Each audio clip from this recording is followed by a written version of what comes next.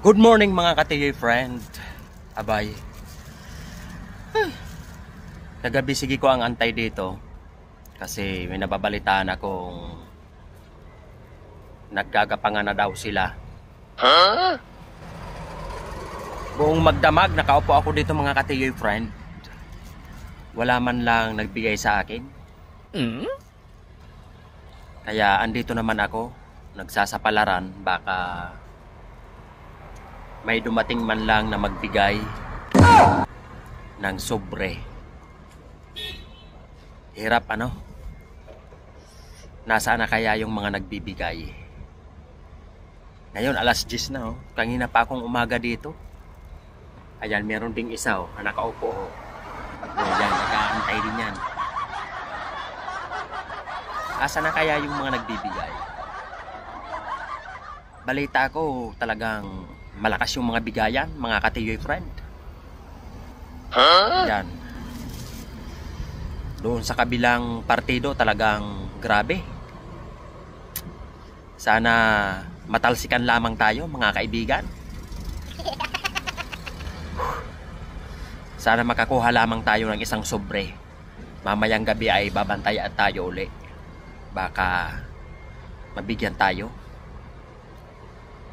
Butante naman ako, ay bakit kaya? O bakit kaya ayaw nila ako bigyan? Isa rin tayong naghihikahos. At isa rin tayong boboto sa kanila, di ba? Pinapawisan na nga ako mga katiyoy friend eh. Dahil sobrang init na. Nagbabakasakala ako mga kaibigan na sana ay mabigyan lamang tayo. Nabalitaan ko na mayroong isang buong pamilya ay binigyan na.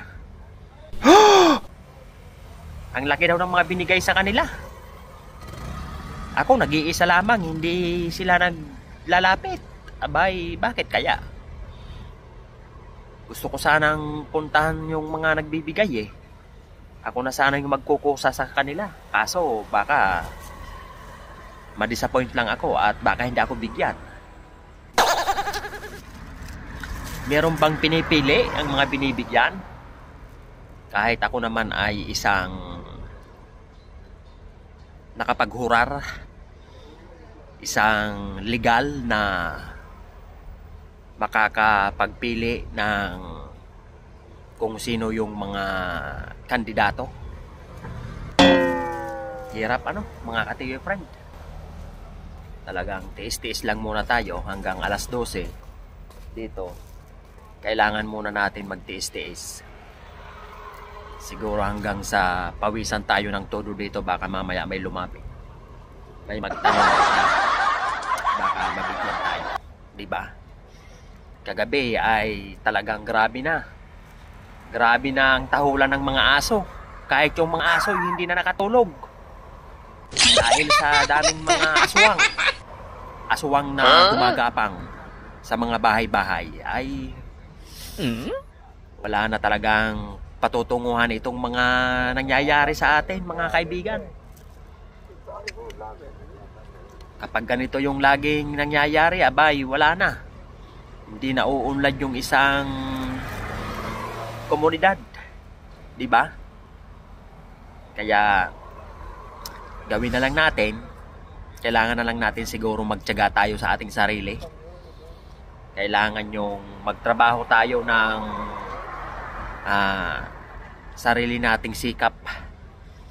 Ay grabe na ang init dito mga katiyoy friend. O siya siguro makapag-uwi na muna ako at di pa ako nakapag-almusal. O sige, ingat-ingat po mga katiyoy friend. At mamaya ay muli aabang-abang naman ako dito.